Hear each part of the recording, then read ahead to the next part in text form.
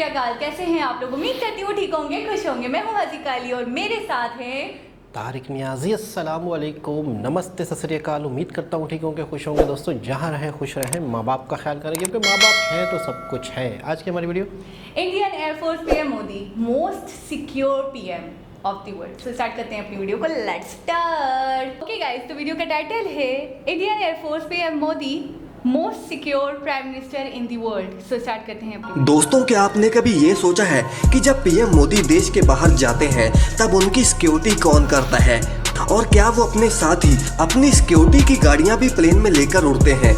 और सिर्फ यही नहीं, क्या आपने कभी ये सोचा है कि उनके एक दिन के खाने की कीमत कितनी होगी? और क्या आपको ये पता है कि पीएम मोदी हमेशा उल्टी घड़ी क्यों पहनते हैं? इन सभी सवालों के जवाब आज आप इस वीडियो में जानने वाले हैं। लेकिन उससे पहले अगर आप इस चैनल पर नए हैं तो इसे सब्सक्राइब जरूर कर लें। तो चलिए वीडियो को शुरू करते हैं। दोस्तों, क्या आप जानते हैं कि हमारे देश के पीएम नरेंद्र मोदी जिस कार में सफर करते हैं उसकी कीमत कितनी होगी और वो कितनी सिक्योर है? अगर आप नहीं जानते तो मैं आपको बता दूं कि कुछ समय पहले देश के पीएम के लिए महिंद्रा स्कॉर्पियो का इस्तेमाल किया जाता था, लेकिन पीएम मोदी की सुरक्षा को ध्यान में रखते हुए एसपीजी ने दुनिया की सबसे सुरक्षित कार माने जाने वाली BMW 7 सीरीज 760 ली सिक्योरिटी एडिशन को इस्तेमाल करने का फैसला किया।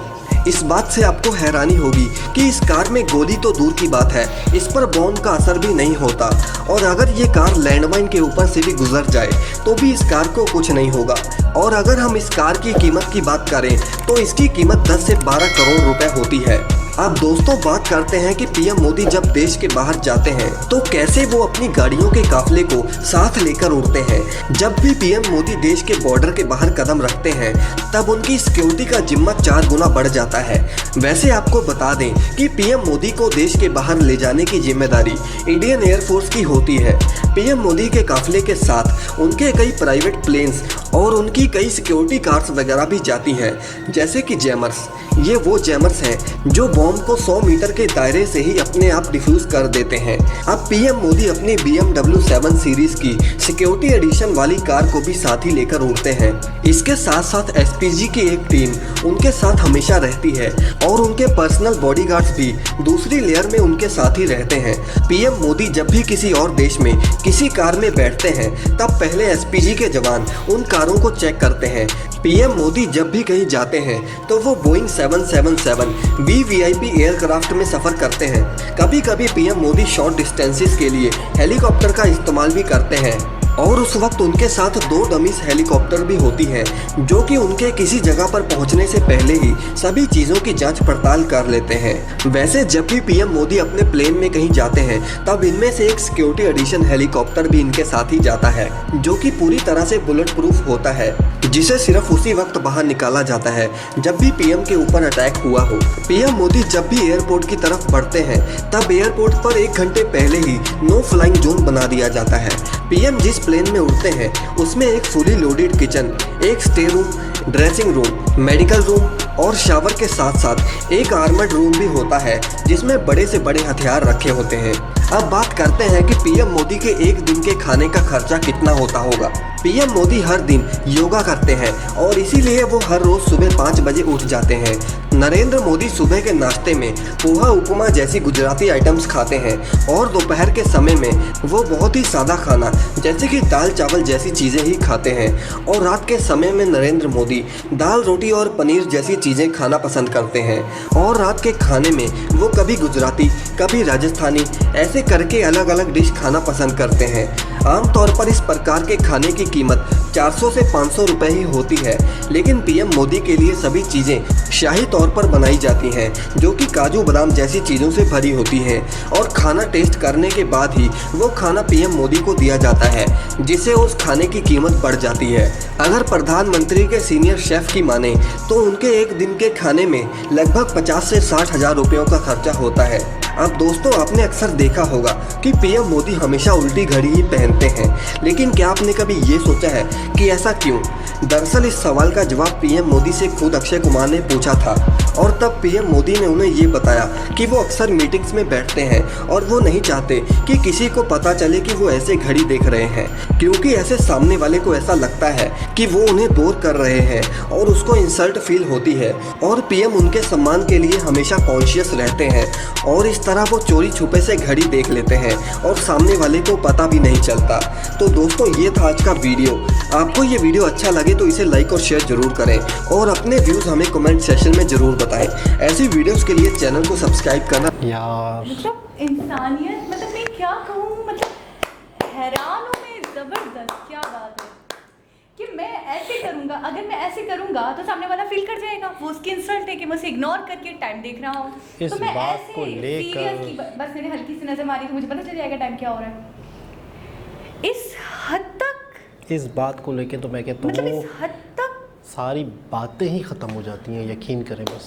मैं कि ये यार कहती हूँ, आप इतने सारे लोगों का नाम लेते हैं बहुत सारी वीडियोस में कि ये जैम है, ये जैम है। रियल जैम जो है ना, मोदी जी, उनके जैसा कोई भी नहीं, वो वन एंड ओनली। और मैं ये कहती हूँ सदियों तक क्या, अब इस कायनात में दोबारा उनके जैसा कोई नहीं आने वाला, कोई मतलब नहीं। इतना एहसास लोगों का, इतनी फीलिंग का इतनी एहसास। इनके सारी इतनी, अच्छा, मतलब अब आपको एक बात याद आ रही होगी, जब मैं ये कहता था कि वो सामने वाले के माइंड को पढ़ते हैं, उनको फील करते हैं और उनके लेवल पे जाके बात करते हैं और उन्हें ये पता है कि यार मुझे किन से क्या बात करनी चाहिए, क्या नहीं करनी चाहिए। अच्छा, आपको पता है मेरी अगर किसी से कोई बात चल रही हो, मिसाल के तौर पे मैं बंदे से कहूँ कि यार मुझे 5-10 मिनट बात करनी है, ठीक है, और वो बंदा अगर 5 मिनट 4 मिनट के बाद अगर घड़ी देख लेता है तो मुझे खुद फील आ जाता है कि यार मैंने बहुत वक्त ले नहीं, लिया। मसला क्या हो जाएगा। बेशक वो मुझे टाइम भी दे दे पूरा, मुझे, मैंने उससे 10 मिनट मांगे, मुझे वो 20 मिनट दे दे, मुझे फील हो जाएगा कि मैंने उसको बहुत time दे दिया। अगर उसने घड़ी देख ली तो मेरे माइंड में जो बातें थी या मैंने जो बातें करनी थी वो शायद मैं वो धर्म नहीं भरम कर हो जाएंगे, पाऊंगा। बिल्कुल। क्यों? क्योंकि मैंने नर्वस हो जाऊंगा फौरन। कि उनकी घड़ी देखी तो इसका मतलब है शायद मैंने टाइम ज़्यादा ले लिया, वो लेट हो गए। पता नहीं आप मुझे मज़ीद कितना टाइम दें, मज़ीद कितना दें, वो मुरव्वत में टाइम मुझे ज़्यादा दे भी दें। मैं बोले जा रहा हूँ, शायद मेरा कॉन्फिडेंस, मेरे माइंड में जो बातें थी, जो मेरा सब्जेक्ट था, जो मेरा मोटिव था, जो मेरा मुद्दा था, उल्टा पुल्टा हो जाएगा। वो शायद मैं बयान नहीं कर पाऊंगा सिर्फ इस जस्टर की वजह से। इसको कहते हैं जस्टर, घड़ी देखने का जस्टर दे दिया ना उन्होंने, तो यकीन करें कि इंसान कंफ्यूज हो जाएगा। जस्टर या गेस्चर? Gesture, Juster. लेकिन ये कि तो मैं कहता हूँ सिर्फ इस बात को लेके ही बंदे के जो मोटिव होगा वो नहीं कन्विंस कर पाए। है आजकल जो दौर है इतना नफसा नफसी का, इंसान सिर्फ और सिर्फ अपने बारे में सोचता है, अपनी फैमिली के बारे में वो मुश्किल से सोच पाता है। मैं ये सोच रही हूँ वो लोगों के बारे में इस लेवल तक आकर सोचते हैं कि मैंने ऐसे कर लिया तो सामने वाला इंसल्ट फील करेगा, तो मुझे ऐसे नहीं करना, इसलिए मैं घड़ी ही उल्टी लगाऊं।